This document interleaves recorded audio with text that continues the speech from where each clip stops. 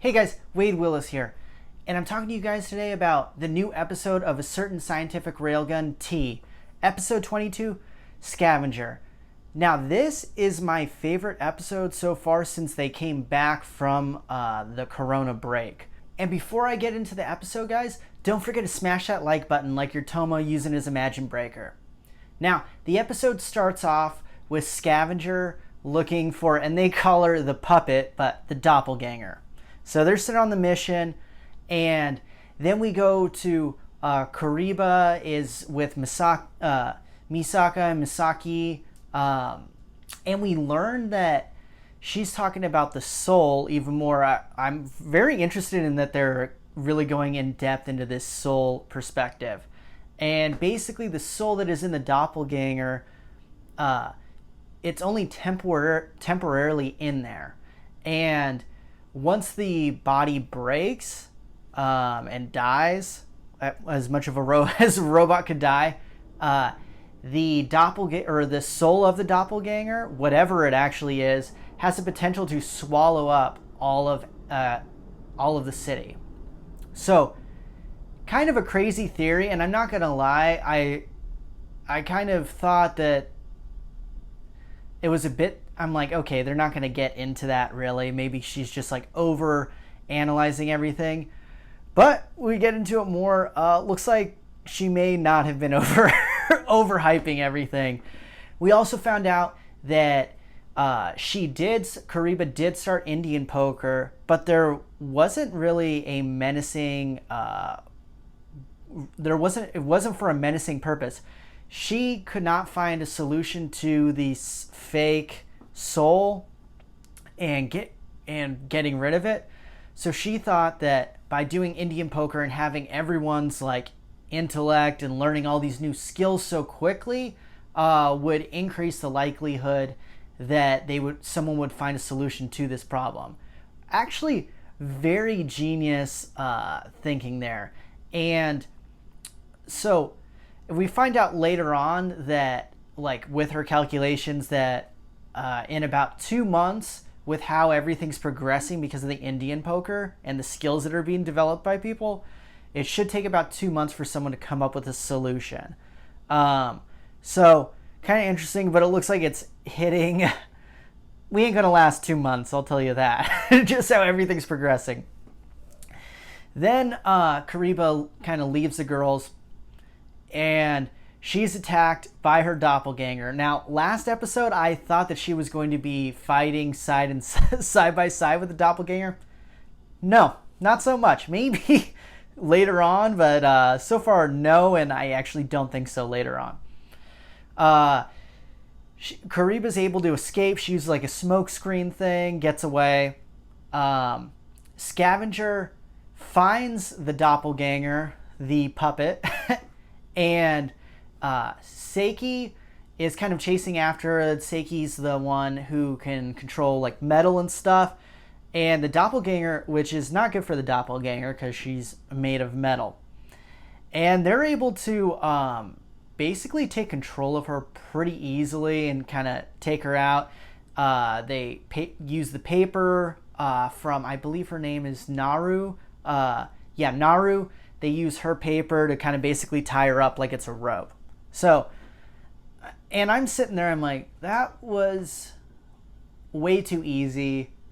And I thought someone was going to break out the doppelganger, someone else. But no, that's not what happens. And then they send Seiki, which I've done some research. I found out Seiki is a dude, apparently. So I thought that was a girl. Very convincing girl, though. So she goes and finds the real Kariba and is basically just beating her ass, even though I don't understand the real purpose of her beating her up. They already knew that the one was metal, but whatever. I digress. So she's kind of beating her up. Then we have a flashback to Kariba, and this is very interesting. And just how Kariba acted, I thought that there was going to be a lot more to this whole doppelganger project and why she was used for it. We find out she was in an accident, this huge like building collapsed on her or something like that, and her mom used one of her own lungs as a transplant for her. And basically her mom has continued to be sick and is like basically almost on her death, basically was becoming on her deathbed because she was already not a very healthy person, and then giving up this lung just hurt her even more, which kind of makes sense. So Kariba decides like she's a genius and she's trying to figure out like, okay, how can I actually like fix this?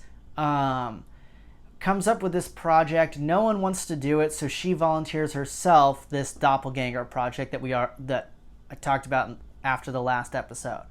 So now we kind of see what her reasoning is, and I mean, again, people do like crazy stuff because of science, and then in Index they're doing crazy stuff because they think they're fit. Like, people go way out over the top, but you kind of understand where she's coming from, and you don't look at her. I don't look at her as a villain basically at all. She was just trying to save her mom and was willing to sacrifice herself for this.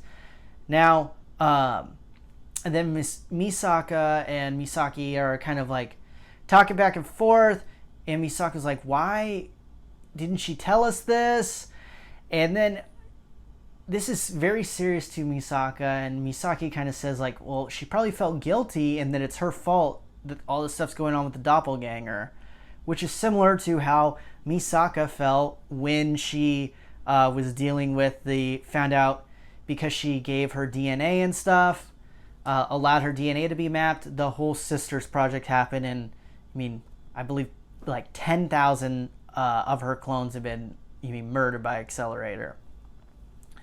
So, crazy, you kind of understand. So then Misaka basically appears, has found Kariba and Seiki, and Seiki doesn't realize it's Misaka, and there's like a flashback at one point, and they're like, all right, we already went against the number one person. There's only 7 level 5s. The chances of us meeting another one on this mission is like, it was almost like 1,000,000 to 1. It was something ridiculous. There was like almost no chance that their next mission they would find another one. Well, you're wrong.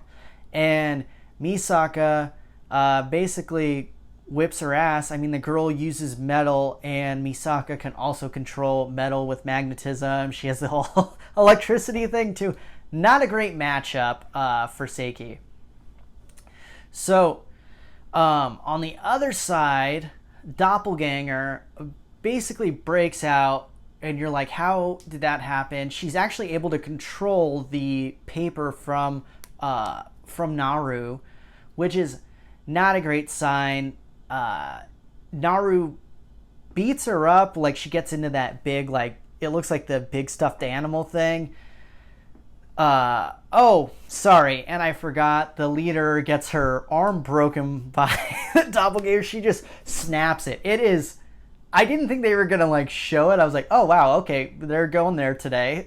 They're going all in. And so Naru basically breaks off part of her face, her arm and stuff, and then the doppelganger controls a bunch of the, basically with her.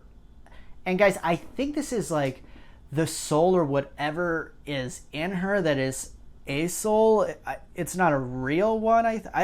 We're gonna figure out what the hell this thing is in her. It's almost like more like magic than, which I guess some people could consider a soul magic. But regardless, so it's not. It doesn't look like a science thing to be able to just control that paper, and she basically ripped part of it off and made it her own arm and another eye for her. And it is wild, that fight back and forth. She's basically beating the crap out of the 3 Scavenger girls, which it was technically not a super smart move, assuming that you took her out so easily, because they sent away Seiki, who can control metal. And at this point, the doppelganger, or before she like gets her stuff, she was metal, so I would think that Seiki could have some type of, she can't completely control it, but can do, it looked like when they were fighting, she was able to basically mess with her gravity and stuff. So a bit not a great decision. She's broken one of their arms, is used the paper to like basically control one of them. The one that uses the bombs realizes that she's going to need to use like all this gas and stuff. So she uses like her smoke screen thing that turns into a solid. I don't know what it is. I don't think that this exists in real life. So it's like that blue gas turns into like a solid, is moving around, tries to freeze her. She ends up getting, I believe she's the one that gets binded with the paper from Naru. But then Naru actually has better control over it and is able to take it back. And then they do like another smoke screen and stuff, and they're able to kind of escape out of there. Now, they escape, and again, their luck's not great. Misaka finds the other three of Scavenger, and they're like, what the? We had the worst luck ever. So, yeah, really wild overall. I liked the episode a lot, and Scavenger has basically even worse luck than Toma right now. At least he he has the Imagine Breaker, which is kind of his trump card. I mean, they do have a lot of other abilities that are pretty awesome, but yeah, this my thoughts right now on the doppelganger. I think the soul can basically, things that it comes into contact with that aren't living, I think it can control and make part of its body. That's what I think.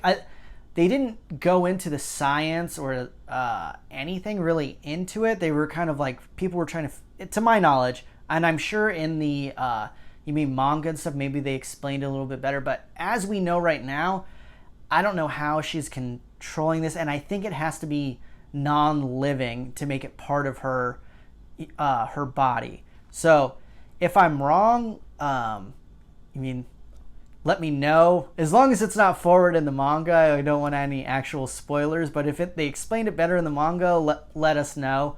But yeah, awesome episode. I'm excited to see where this goes. There's not very many episodes left. Is Misaka going to be the one who resolves this all basically herself? I personally think Accelerator's going to get involved again. I would be pretty pumped if he did. And my other question is, for those of you that aren't not getting into spoilers, but for those of you that haven't read ahead or anything, do you think like Toma's Imagine Breaker how do you think it deals with this? Because sometimes his Imagine Breaker has issues with certain things when it's like if it's a rock flying at him or something like that. So there may be some problems with this with Toma's skill. Overall, I think he might be able to eliminate the soul or whatever it is just with his Imagine Breaker, but they may leave him out of these episodes because it is Toma and he basically has the trump card with his Imagine Breaker. But yeah, what did you guys think of the episode? Hey guys, this is Wade Willis. Thanks for watching my video. Here's 2 other videos I think you might like, and don't forget to subscribe to my page.